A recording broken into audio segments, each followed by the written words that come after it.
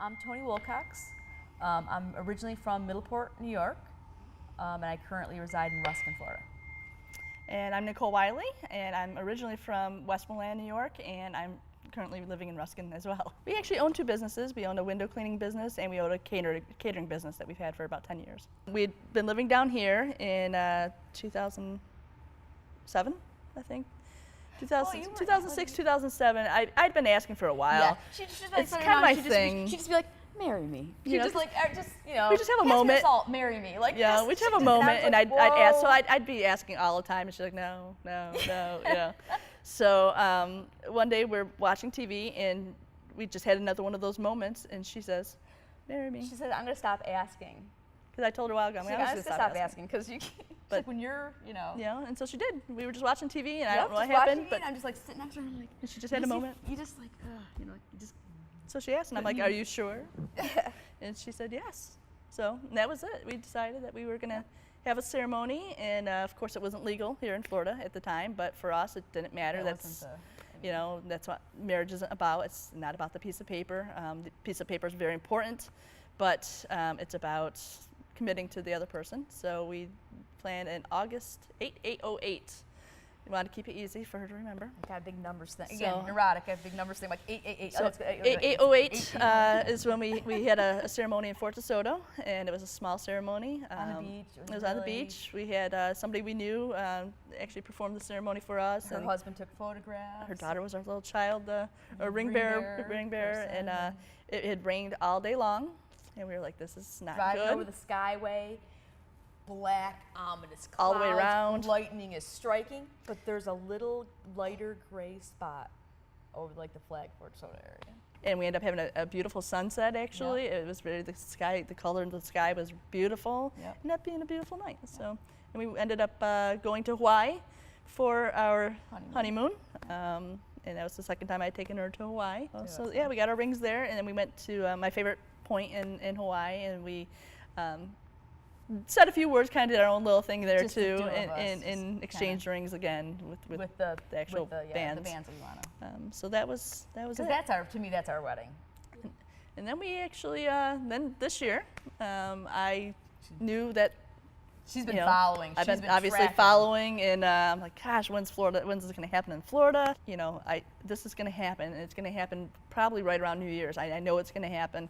I said, so I would like to formally asked Tony to renew our vows. I made a photo book, and it was the places we'll go. It was Dr. Seuss book, and it had pictures of us and stuff, and all of our adventures. We travel a lot. She made up a rhyme and stuff. I made up my own rhyme. She doesn't like being creative and put it out there, but she did. So I did it. It was adorable. And so when we were all at dinner, I gave it to her, and at the end of it, of course, says, "Will you, when this becomes legal, will you renew renew our vows?" I'm like, well, Valentine's Day is coming up, so.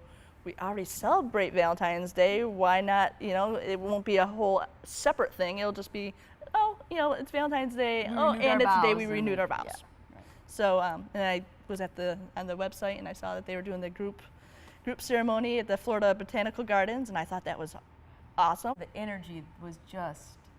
It was very neat doing it in that setting. I was shocked because I'm like, oh, we're gonna do a group, but it was really like you could just feel it. You could just feel everyone's just like. It was in the air. Positive energy, just love, really was. And we had people in front of us. We had gay couple in front of us. We had another set of lesbians next to us. We had an older couple. It might have been their second marriage. We had there were mixed race couples. There were Latino couples, or just every kind of couple that you could. All there, and nobody just, cared. Nobody was looking. Nobody was looking around and judging anybody. Everybody was there for the same reason. It was just because they all love each other, and you can just feel it. And when we all turned to each other when we were saying our vows, you could tell people kind of looking around at other couples, and everyone would smile, smile at each other, and because you could just feel it, and it didn't matter. Nobody was looking at us and being like, oh, it was completely different, and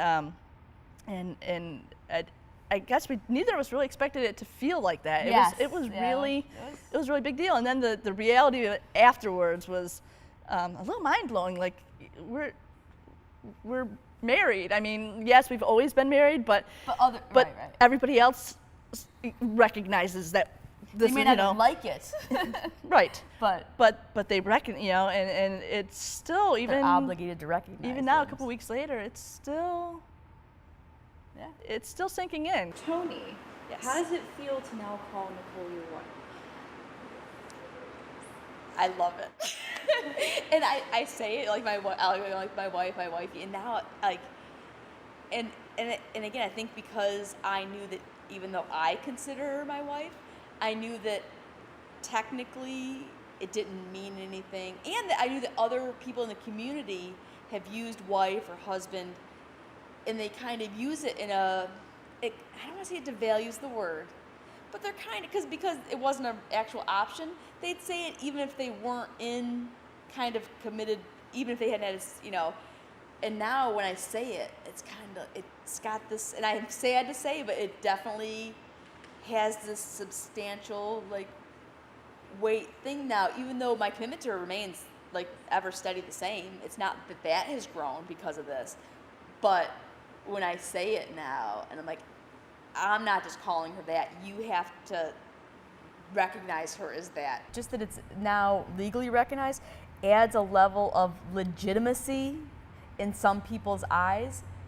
And that's an important step, that even if they don't accept it, but they have to respect it, because, I mean, again, I'm a little bitter that I am a United States citizen who pays their taxes, but I am not afforded, I am in just as committed of a relationship as you or you or you, but because of the gender issue, it's not, even people who, you know, again, it's you know, again, the whole, like, even people who aren't necessarily super biased in a hostile way, again, then you're playing, you know, it just doesn't seem, it's not as real to people, and it's not as valued, and it's unfortunate that just the again, the spiritual, the just the bond with the vows that we make to each other doesn't do that. But I think it's an important thing. I think it's an important thing for other people to see. But I worry about backlash, about people just that, you know, what are they going to try to take? How are they going to keep trying? Because how are they going to try to hold us down now? Will they find another way? Yes, absolutely. This is love, and this is not wrong. Your love can't be wrong. I'm Brian Bacher, and I'm the Brian with the Y. It's important, as you'll learn in a minute. I've lived in Pinellas County since '79, so it feels like from there. But actually, I grew up in the tundra of Wisconsin, where I describe my life there as being a rose in a cornfield. And my name is Brian Vickery. Legally, it's Burt, but I've always gone by my middle name because my dad, my grandfather, and everybody else is Burt, so I didn't want to be Little Bird or Birdie or any of those other things, so I went by Brian, and it stuck. So I'm the Brian with the I. And it's how we distinguish ourselves, even though people call us I, Y, B squared, lots of different things. But and I've lived all over. I'm mainly from the Midwest. Was born in Nebraska, but moved a lot as a kid. Well, I am a used car salesman, the guy that you don't trust. That's not true, though. I work for CarMax, best place to buy a used car. That's right. And I work in private practice. I'm a licensed mental health counselor and hypnotherapist, and I've been in private practice in Largo since 91 or 92, and I did inpatient psychiatric work before that. I have 2 sons and Grandchildren. 2 grandchildren and a third one on the way. Talk about something I never, ever, ever thought would happen, is I have plastic playware in my backyard. I said I would never do it again, and here I am married again. So yeah, he's pretty special. So it was on my 60th birthday. Which, by the way, speaking of mushy stuff, I got to tell you. He had been trying to convince me to get married for quite a while. Ever since I got divorced, he said, you know, and I understood because he'd had many relationships over the years and actually been left in almost every one. And was always afraid I was going to do the same thing. And I kept saying, I'm not going anywhere. I'm not going anywhere. But he said, I'd feel better if we got married. And I said, someday, maybe, I'm not sure. You know, I said, I really don't think I want to again, you know. Mm-hmm. I did that. I don't think I want to do it again. And I was really excited about what was going on legally, you know, nationally and in Florida. And when it finally happened in Florida, I was all excited, but I didn't like push the issue. I just Right. sort of, guess what? Yep. And so I changed the subject. I'd say, well, what do you want to do for your 60th birthday? What do you want to do for And your then 60th he just birthday? wouldn't let that go. You Right. know, what are you going to do? What are you going to do? I'm going to do something special for your 60th. So I finally just said, well, I've decided what I want to do for my 60th birthday. And he said, what's that? And he said, I think I want to get married. How long have you two been together then? Living together now is 4 years. 4 years. And we kind of clicked very quickly. Yeah. Yeah. But now we're legally married. Yeah, no one can, you know, have any thing to stand on to challenge any of that. Mm-hmm. And I mean, I've known people that have been left the hospital when a partner died, got home and the family had locked the house and changed the locks, and they couldn't even get to their clothes. And I've had, you know, so there's a lot of that kind of stuff that we're aware of that. We don't have to Or worry people about that have passed away. In the state of Florida, once you're dead, your body belongs to next of kin. Regardless of what your will says, durable power of attorney is, that's the deal. Your body belongs to them. And of course, there's been people who have not been able to have their wishes executed because of that. You can't take it back. What's done's done.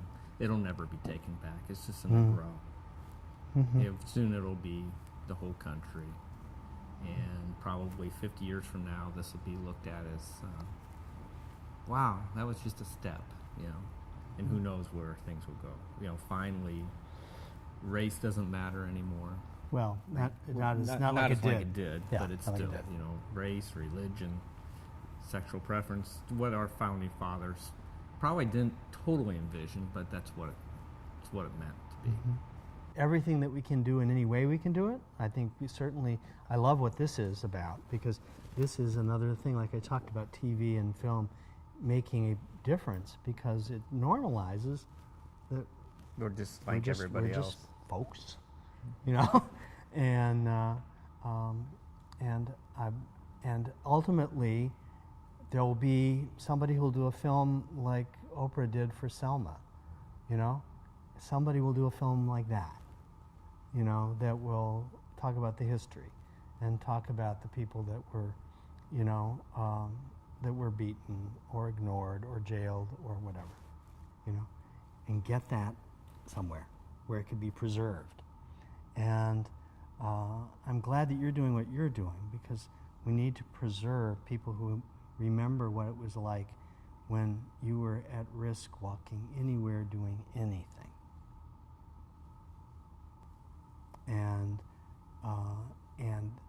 then there are the people that were before that, you know, that unless they had privilege and power, were at huge risk, and mostly lived whatever kind of lives they could live to get by.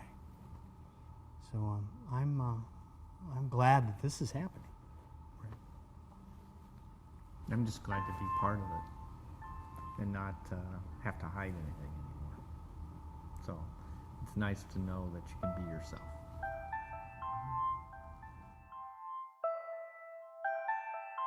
My name is Amber Reddy, and I'm originally from Minneapolis, Minnesota, but we live in Pinellas Park, Florida, and I've lived in Florida most of my life.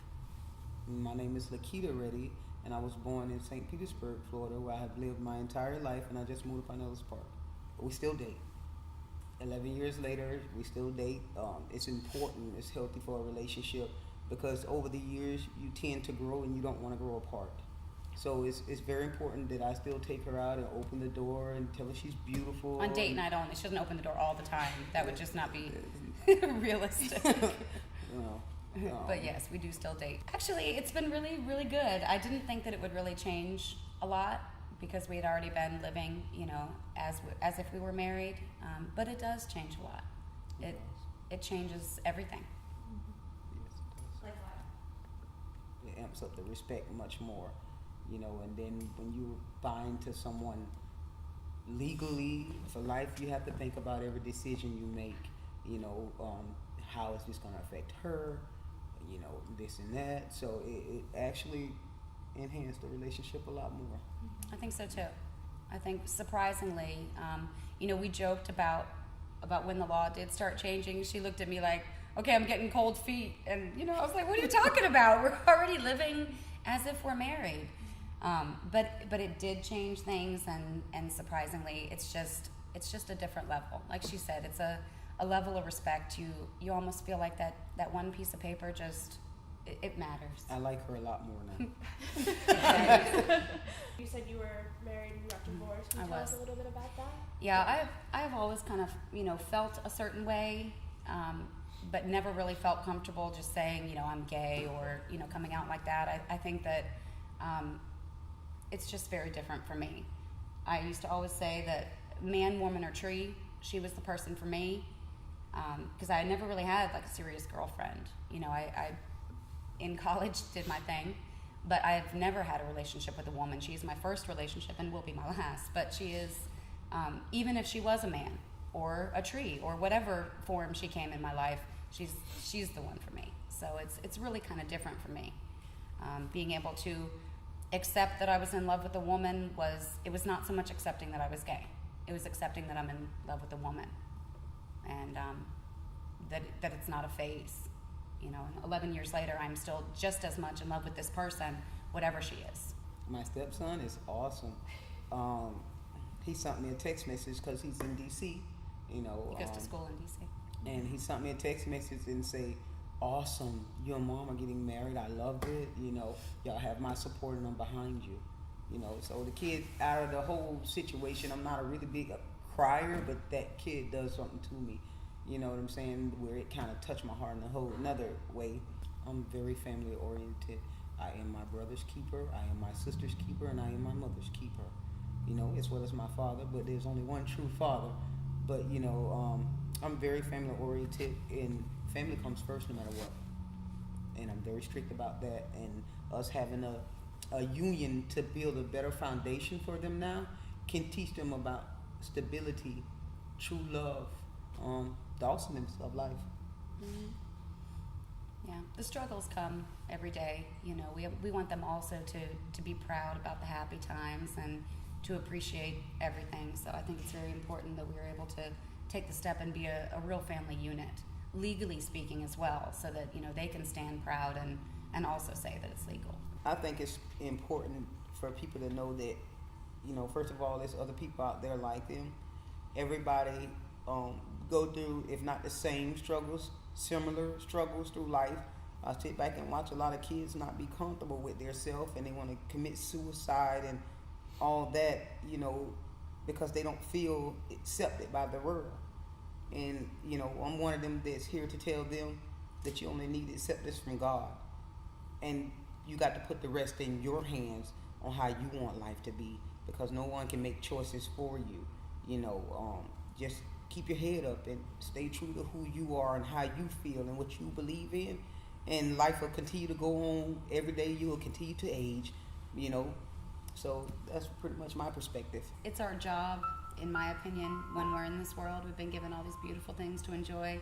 It's our job to spread love, and helping ourselves and other people in this type of issue is just another way to kind of spread love and acceptance rather than negativity, and we're happy to be a part of it. I concur, my dear wife. My name is Nicole. I am originally from West Palm Beach, Florida, and I live in St. Petersburg, Florida right now. I'm Katie. I'm from Tampa, Florida, and I live in St. Pete also with my wife. Okay, so here's what happened. I was staying at my mom's house. I had just gotten a new apartment with my roommate. We were gonna move to Seminole Heights, and I had gone through a breakup like 6 months prior, and I was like, I'm moving to Tampa, I'm gonna be single, this is gonna be awesome. I was at my mom's, and I was just like in my room drinking wine, and I was like, I'm so bored, I'm in Spring Hill, there's nothing to do.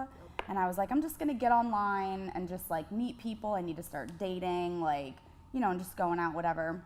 So I get on Plenty of Fish, and I make a profile, and like 2 hours later, I'm like, oh my God, this is the longest process ever. Like 500 questions, the uploading of the pictures, and I mean, it's like a lot. And I almost gave up, and then I was like, no, just finish it. You're so close. So when you're done with the profile, it like pops up like your matches, you know, that are in their database, and it's like, do you want to meet this person? Yes, no, or maybe. And you have to like click, you know, the little button, and I'm like, nope. And then her little face showed up, and I was like, and I was like, yup. And then I just like, you know, I was just like checking it out, like going on the website, rereading my profile like 500 times to make sure I don't look crazy. And then like 20 minutes later, after I made the profile, she messaged me, and we haven't stopped talking since. I mean, look at her, duh. Now we're married. So we met like a week later. We texted for like a week, and then we were like, okay, we gotta like meet in person. Like we gotta do this. And we met, and that was it. And we were at the Grand Bohemian Hotel in Orlando, and we were going to a concert that night. We were going to see Fanagram. We were, and I had some champagne delivered, and oh my God. I was really nervous, and I kept pacing back and forth in the room, and I wanted to do it before she got dressed because I knew she was gonna cry and like her makeup was gonna get upset. Spent like an hour getting ready, and then she decides to do it, and I'm like, I was nervous. So. Are you kidding me? It didn't happen before she got ready. I couldn't even see. Like she had the box like open, and like just my mascara was like, I was crying, and I was like, I can't even see it. I don't even know what's going on. Like I couldn't. Yeah. And then she was like, did you say yes? And I was like, oh, yeah, yes, fuck yes, yeah. And then we went to the concert, and the whole way there, I was like, I'm engaged. She told everybody. Anybody who would listen, even if they didn't want to listen, I was like, look at it, I'm engaged. I'm engaged. The license, so they changed the application form to just say like partners, but they haven't changed the actual license. Nobody thought about that. So when we were filling out the application, she was like, who goes first? And I'm like, well, you can go first. So she was partner A and I was partner B. And it turns out on the actual license, partner A is the groom. So I'm her blushing bride. And you are planning to have the official ceremony, or the wedding ceremony, April. I should say, in April. Yep. April 27th. We're probably gonna start trying in like June. Yeah, like right after. We're taking like all the money we get, and we're just gonna do it. Yep. How many children do you guys want to have? But we talked if we end up with 2 girls or 2 boys, then we'll adopt whatever we don't have. Yeah, because we would like to experience both, you know.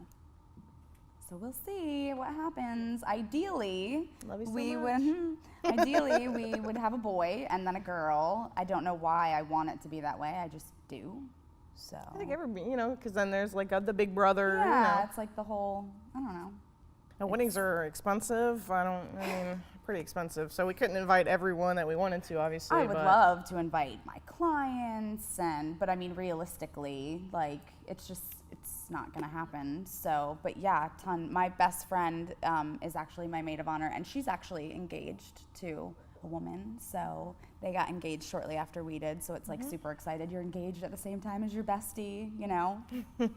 We're both born and raised in Florida. I mean, we had talked about, you know, if this didn't work out, you know, maybe we would go to a different state, but I was like, nope, we're holding out. Yeah. We were gonna have the ceremony regardless. Like I'm already was married to her in my heart. Like it doesn't matter. I already was like, come on now.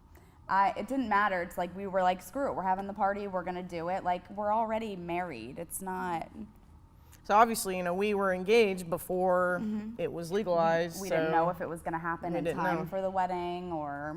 It just makes it real, you know. I think to put an emotional connection to what we're seeing in the news and, you know, all the legal part of it, I think is important. Yeah. We're just normal people. We just work and we have our houses and we hang out with our friends and we're just like everybody else. Just living the dream. It's not as easy for everyone as it was for us growing up in an environment where it was more accepted and not like a small town or a religious place. It's about 2015, and there are more Americans that accept it than there are that don't. So That's there's how going to we be somebody. perceive it anyway. Maybe that's not That's true. statistically It's true or whatever, but statistically is true, it? yeah. See, that's so awesome. Yeah. That's great. I don't think any different. I mean, two people that love each other, it's hard work, it's a big commitment, and it's not for everybody, I don't think. I think people get married for a lot of the wrong reasons, and that's why we have an outrageous percentage of divorce. I didn't think it across was the going to be world. this good. Like, I didn't think I was going to get this lucky. No, I mean, like, some people that are married, like, they're like, oh my, it's such a struggle. And I know it's going to be a struggle, but I got lucky. Like, it's just fun. We're It's pretty just lucky. fun. So I think we're good. You're gonna We're gonna be grow a rocking. human. We're gonna be rocking parents. Yeah, we're gonna be awesome. Our It's kids are be gonna fun. think we're awesome.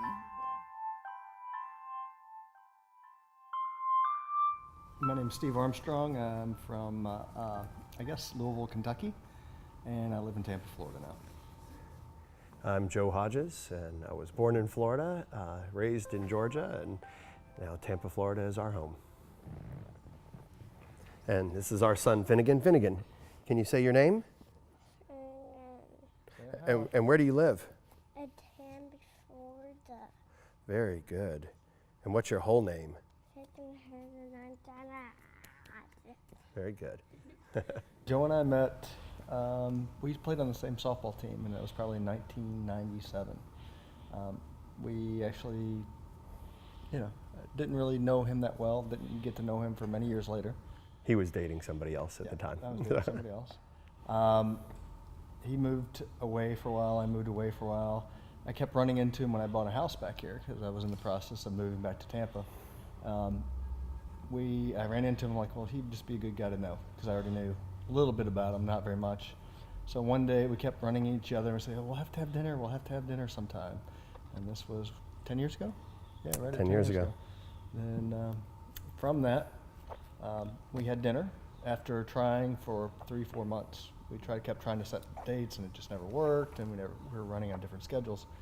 And we just met and had dinner, and after dinner I was like, wow, he's a really good guy. He's a lot more than I thought he was. So that's kind of how it all started. I invited him to come to Shakespeare in the Park a few days after that, and at Shakespeare in the Park, a friend of ours asked us if we were dating, and or asked us if we were on a date, and I was like, no, we're not on a date. And then it's kind of sort of looked at each other and we're like, oh, maybe we are on a date.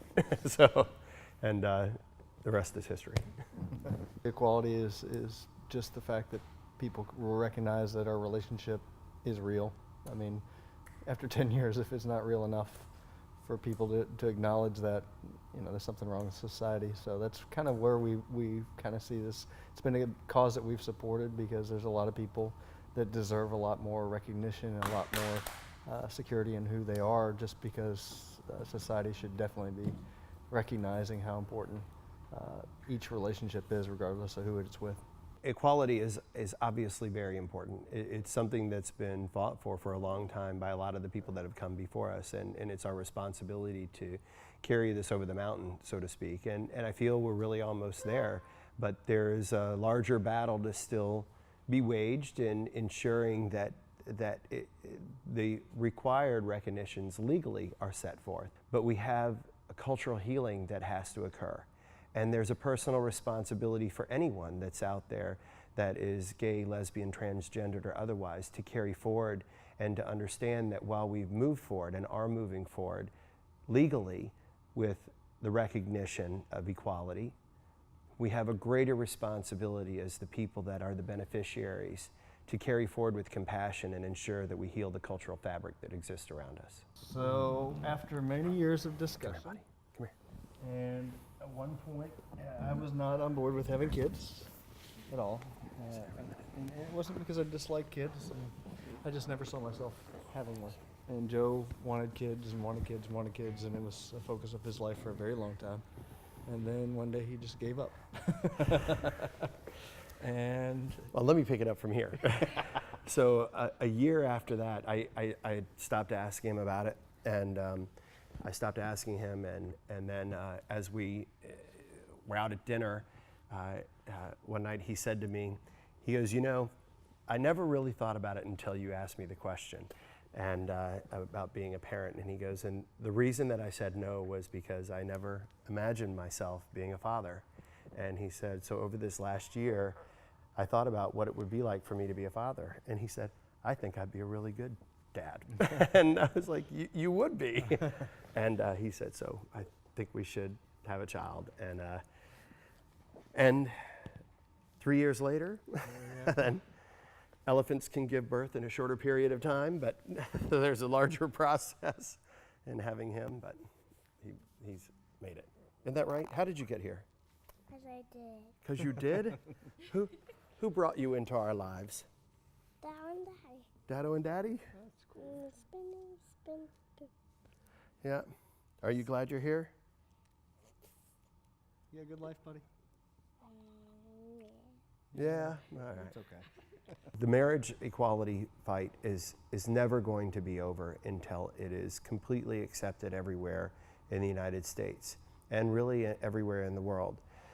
When we travel with our child, if we go into a county or into a state that doesn't recognize our marriage and something happens with our child, he's at risk because that state may not recognize one or both of us as the father of our child. And until we have that recognition, we have this responsibility to be married to each other because we've made that commitment. We have a greater responsibility because we have a child.